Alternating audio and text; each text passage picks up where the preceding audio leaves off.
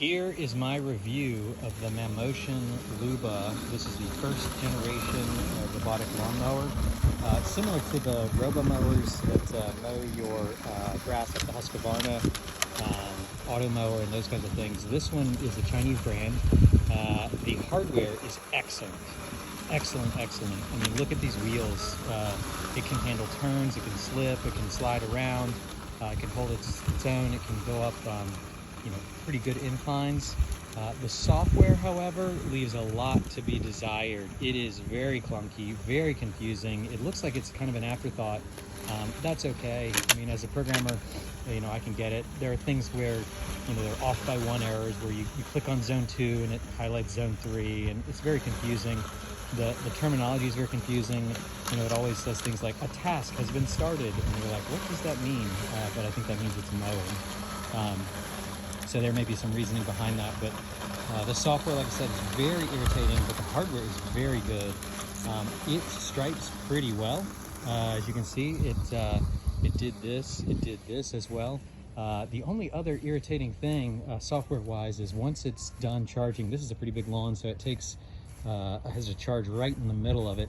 And when it goes back to its little charger, it just cuts a beeline back to where it is, which messes up all the stripes. That's okay, but as somebody who loves the stripes, I can see it. I can notice that where it just came off the line and messed up all the nice stripes just to go back to where it was to resume. I wish it would go along the border. Greens Equip mowers do that, those commercial grade ones that we work on. But anyway, it's a pretty good mower. It cuts really well. Like I said, the user interface, super confusing. Obviously, everything's in metric. It's hard to get. Like, I wanted 1.5 inches. Absolutely impossible to do. It's either 1.4, 1.6, and you have to slide a slider. You can't type it in. It's really clunky, like I said. Just tons of little things that, I think could be improved. The software can be improved. But it is fun to watch it work. It works well. It does, another limitation, it only requires a 2G. You can see it when I slip in here, trying to get back on its line. It's got some neat recovery behaviors. If it does get stuck, it kind of moves forward. So it definitely knows what it's doing. This is a little bit of a slope here. But it needs a 2G network, and that's not a 5G. I have a really good 5G mesh network, and it just could not join it. I even created a 2G band, and it still couldn't join it.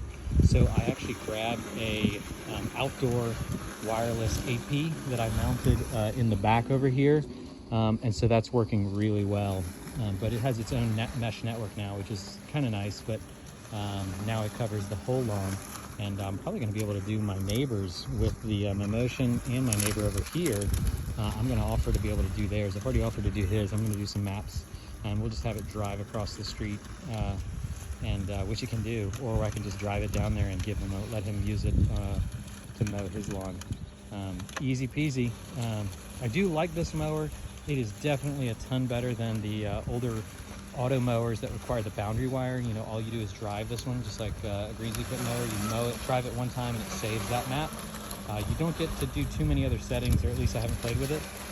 It'll just mow it as to what it does. I don't think you can choose sort of any angle. It looks like it caught something. Like I said, it's got neat little recovery behaviors. Once it decides to get stuck, it'll kind of do itself around. And those Omni directional wheels in the front are really what makes it almost like a zero turn.